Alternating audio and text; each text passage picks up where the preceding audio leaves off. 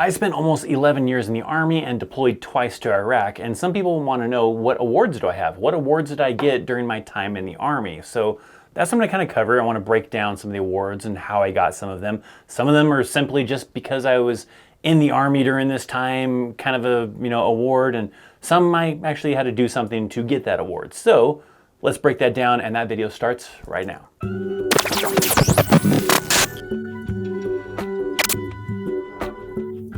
So I managed to accumulate quite a few awards. Like I said, some of those were just kind of default ones that you kind of just got for being in the Army during that time frame. But there are some cool awards that some I'm more proud of compared to others, type of thing, to where I got a good little ribbon rack, right? So I got my little ribbon rack. No, we'll do the side. So there's my ribbon rack right there. So we're gonna go starting from the bottom and work our way to the top to the highest award. So starting from the lowest to highest, and kind of explain those awards, what they are, and how I got them.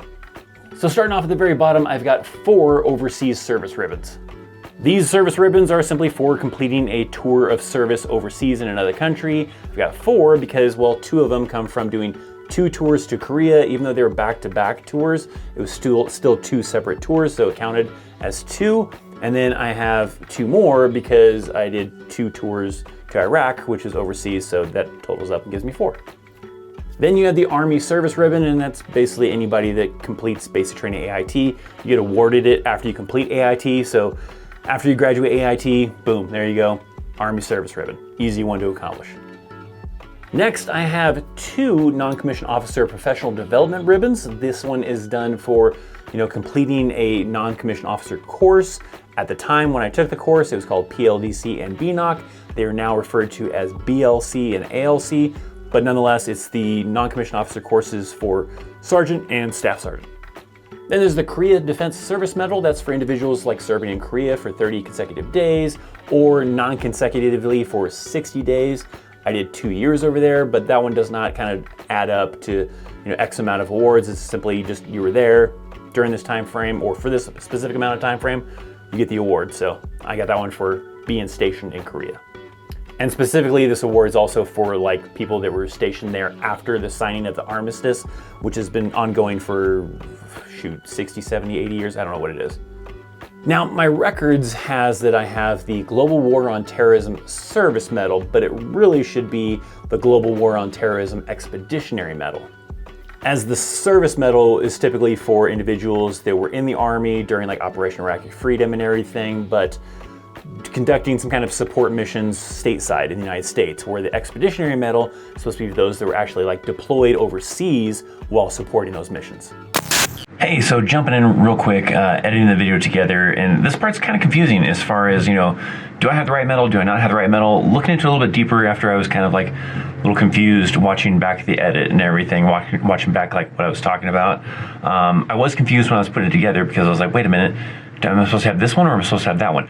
Looking a little bit more deeper into it, it looks like maybe I'm supposed to have both the service medal and the expeditionary medal because of the time frame of when I was deployed to Iraq. It is still a little confusing. It does seem like maybe if I was deployed a little bit later, maybe only my second tour, then maybe I'd only be authorized a service one because I was actually in Iraq, where the expeditionary medal is supposed to be for people that were supporting from another country while not in the United States, like they were in Germany but not actually in Iraq. It's still really confusing, but looking a little bit deeper into it, it almost sounds like maybe I'm authorized to have both the service and the expeditionary medal, but nonetheless, it really doesn't matter. So moving on. I probably could, put in some stuff to get it amended and get it changed on my records, but it doesn't change anything for me. It doesn't change any benefits that I get or anything else like that, so I really don't bother with it. But technically, it should be the expeditionary medal, not the service medal. Then there's the Iraq Campaign Medal, and technically there's 2, but they don't really show it with 2. They just kind of show it as the medal, and then if you have campaign stars because you were there during a certain time period, then you get campaign stars on yours. So I have the Iraq Campaign Medal, and I have 4 campaign stars on it. Now, this award in general, the ribbon in general, is given to soldiers that perform their duties, for 30 consecutive days in Iraq or 60 non-consecutive days, but also can be available to someone that maybe engages in combat or got wounded while in Iraq, and it doesn't matter how long those individuals served, they just automatically qualify for it if they got engaged in combat or wounded while in Iraq. So let's talk about those 4 campaign stars. There are 7 total, so I have 4 of the 7 possible campaign stars. So the 4 stars that I have represent the different phases in which I was in Iraq during those phases. Because I was there, I qualify for those campaign stars. The first one is Iraq governance phase. Second one is the national resolution phase. My third one is the Iraq surge phase. And the fourth one is the Iraqi sovereignty phase. So I'm actually only missing 3 stars, but I wasn't there during those time frames. But there would also be the first phase, which was the liberation of Iraq. There's the second phase, which was the transition of Iraq. And then the last and 7th phase, that was New Dawn. So those are the 3 that I don't have. Next on my ribbon rack, though, is the National Defense Service Medal. That's basically for just being in the Army during a specific time frame when the war on terrorism was going on, everything else like that. That one is now no longer available for new soldiers. Basically, it kind of expired. The time frame was expiring on December 31st of 2022. So anybody that joins after December 31st, 2022, no longer just automatically gets the National Defense Service Medal. So that one essentially was just basically for being in the Army for that time frame. Next on my ribbon rack is 3 Army Good Conduct Medals that is awarded to a soldier that successfully completes 3 years of service in the Army without getting in trouble. So if you keep your nose clean, you're not getting UCMJ actions, you're not getting busted down a rank, whatever. First 3 years, boom, there's your first one. Continue to do that for another 3 years. There's a second one, so on and so forth. So I got 3 of them. Next, I have 4 Army Achievement Medals, and let me explain about each of those 4 and how I got them. First one, I just basically did a good job. We were doing some gunnery at my first duty station. I got assigned to be the bus driver to shuttle people back and forth for different kind of purposes. They felt I did a great job as being the designated bus driver for that gunnery exercise we were doing, so they gave me an Army Achievement Medal for that. That was actually, I think, my first award too, was that one. My second one, did a good job while I was stationed at Fort Riley doing the gate access control points. This was after 9/11. We had to, man the gates because post was basically open. Anybody could just go on. But after the events of 9/11, they required a lot more security to get on post. So a lot of units got tasked to have to man the gates, to check identification, search cars and everything before they were allowed access to the installation. I was a part of that, and I was among some of the individuals that did a really good job. So they honored us with a Army Achievement Medal. My third one was for helping out with this large Army supply inspection, and there were several of us that were involved with this supply inspection, and we actually placed a runner-up at my unit. So because of that, they honored those that were kind of participating in this inspection with an Army Achievement Medal.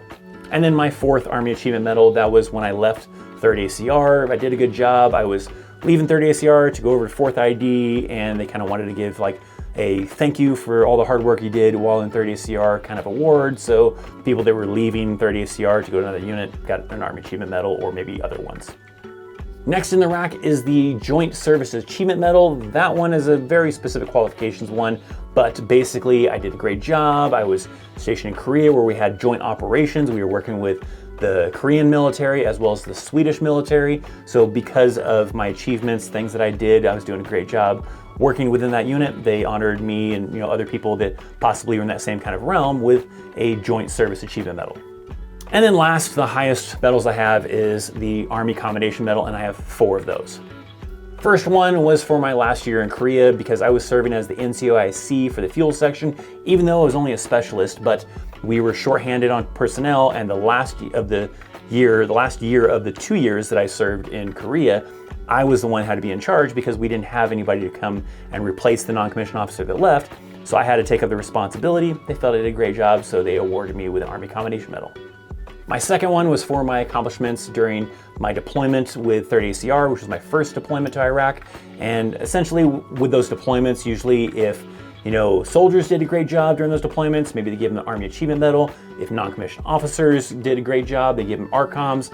Platoon sergeants and above, maybe got something higher type of thing. So essentially, if you weren't a screw up and you were doing a great job of accomplishing missions during that deployment, when we left, you got either an Army Achievement Medal or an Army Commendation Medal. In this case, because I was an NCO, I got an Army Commendation Medal.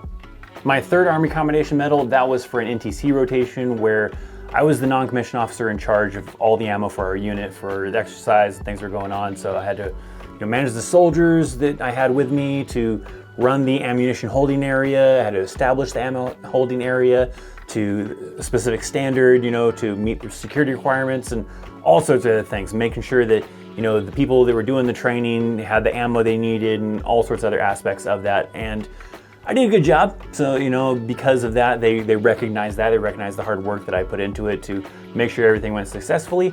So they gave me an Army Commendation Medal for that. And then the fourth one, that was for my second deployment in Iraq. I was deployed with 410 Cav. Same kind of concept as the previous one. Lower enlisted soldiers, E4 and below, got Army Achievement Medals, where the NCOs got Army Commendation Medals. And since I didn't mess up, didn't get in trouble while deployed or anything, so I got an RCOM for that. Now, some of my veteran viewers out there, I'm sure you probably have some Army awards. Maybe you're in a different branch of service and you got some military awards. I want to hear down in the comment section down below from those of you that do have some awards. What is like maybe your most proud award? What was it for? That kind of a thing. Let me know down in the comment section about your awards. Maybe you have a family member that's got some pretty cool awards. Maybe, you know, mention those in the comments down below as well. Now, you're also typically supposed to get an ETS award. If you get out of the Army, you know, you retire out of the Army, or you just simply end your contract, they usually give you an award for leaving type of thing to kind of put together all of your service time all together and kind of accomplishments and recognize you for your great job. And I was put in for a meritorious service medal, but I did not get that. At the time when I was getting out of the Army, the only thing that was required before you left was to have a draft of your award. Now, I had a pretty crappy platoon sergeant. They were also preparing to go to the JRTC in Fort Polk, Louisiana. So they kind of were slacking on that stuff, plus also the combination of a crappy platoon sergeant.